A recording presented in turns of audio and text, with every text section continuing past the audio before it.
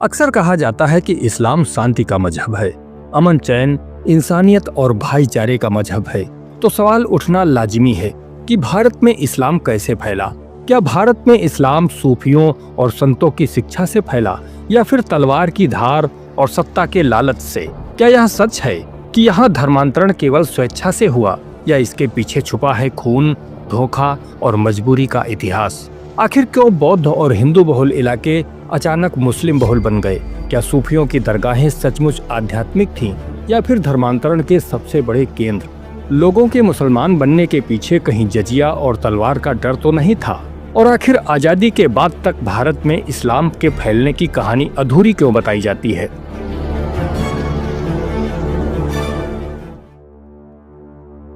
भारत, वह भूमि जहां हजारों वर्षों से वेदों की ध्वनि गूंजती रही, जहां ऋषि मुनियों ने जंगल की गुफाओं में बैठकर ब्रह्मांड के रहस्यों को खोजा, जहां बुद्ध और महावीर ने करुणा का मार्ग दिखाया और गुरु नानक ने प्रेम का संदेश फैलाया। लेकिन यही धरती बार बार एक सवाल से टकराती रही, जब सब इंसान एक जैसे हैं तो उनके भगवान अलग अलग क्यों?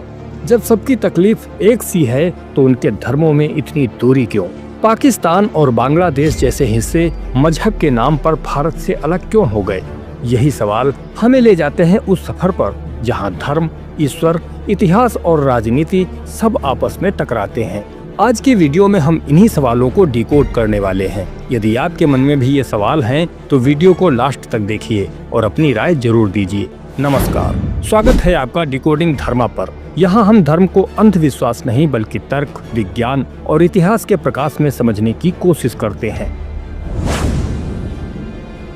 अक्सर हमें बताया जाता है कि भारत में इस्लाम सूफी संतों और दरवेशों की मोहब्बत से फैला।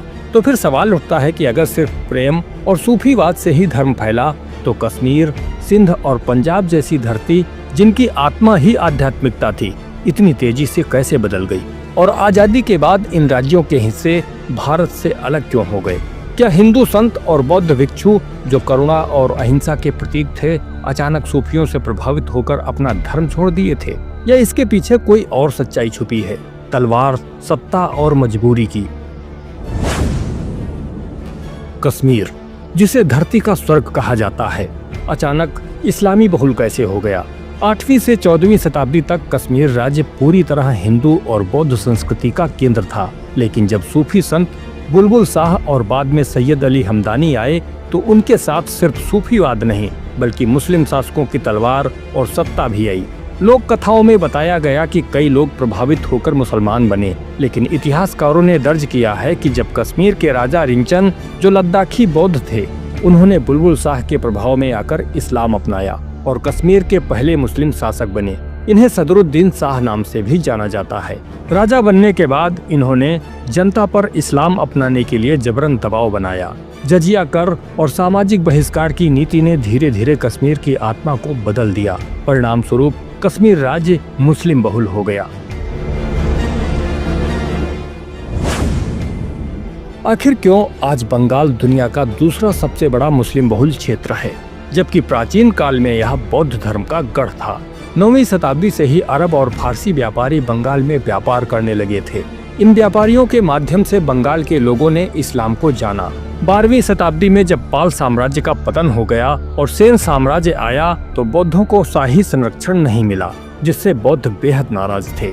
13वीं शताब्दी की शुरुआत में मोहम्मद बिन बख्तियार खिलजी ने बंगाल पर आक्रमण किया और 1204 में खिलजी के आक्रमण के बाद बंगाल दिल्ली सल्तनत का हिस्सा बन गया, जिसके बाद सबसे पहले बौद्धों ने इस्लाम अपनाया और इस्लामीकरण की प्रक्रिया तेज हो गई। इस्लाम में किसी भी चिन्ह, मूर्ति या दरगाह की पूजा हराम है। फिर भी सूफी संतों की दरगाहें गांव-गांव तक फैली, क्योंकि उनके पीछे दिल्ली सल्तनत की तलवार और जमींदारी सिस्टम खड़ा था। एक तरफ तलवार का डर था तो दूसरी तरफ जमीन और सुरक्षा का लालच दिया गया। मुसलमान बनो और टैक्स से छुटकारा पाओ। जहाँ जहाँ गरीबी और जातिगत भेदभाव गहरा था, वहाँ सबसे ज्यादा धर्मांतरण हुआ। सूफी संतों की बातें मीठी लगती थीं, लेकिन असलियत ये थी कि वे इस्लामी शासन के एजेंडे से अलग नहीं थे। दरगाहें आध्यात्मिक स्थल नहीं थीं, बल्कि इस्लामीकरण का केंद्र थीं। क्या आपको पता है कि भारत में इस्लाम की पहली नींव तलवार से रखी गई थी, न कि सूफी संतों की कहानियों से? 712 ईस्वी में मोहम्मद बिन कासिम ने सिंध पर हमला किया। समकालीन ग्रंथ चचनामा में साफ लिखा है कि युद्ध के बाद हिंदुओं और बौद्धों से कहा गया कि इस्लाम कबूल करो या जजिया भरो या मौत को गले लगाओ। इस दौरान लाखों लोगों को गुलाम बनाकर अरब में बेचा गया। सिंध, जो पहले बौद्ध और हिंदू संस्कृति का गढ़ था, धीरे धीरे इस्लामिक प्रांत में बदल गया। केरल और कर्नाटक राज्य अब मुस्लिम बहुल हो चुके हैं और कहा जाता है कि यहाँ इस्लाम अरबी व्यापारियों से फैला।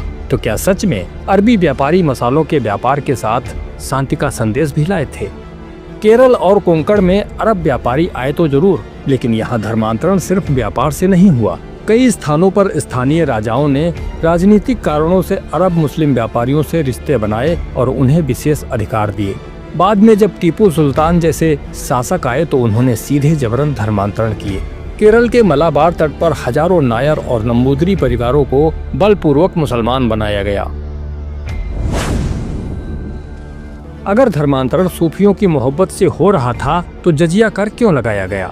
आप में से बहुतों को शायद नहीं मालूम होगा कि जजिया कर क्या था, तो चलिए संक्षेप में समझ लेते हैं। जजिया का मतलब था कि यदि आप गैर मुस्लिम हैं और किसी धार्मिक परंपरा को निभाना चाहते हैं तो आपको टैक्स देना होगा।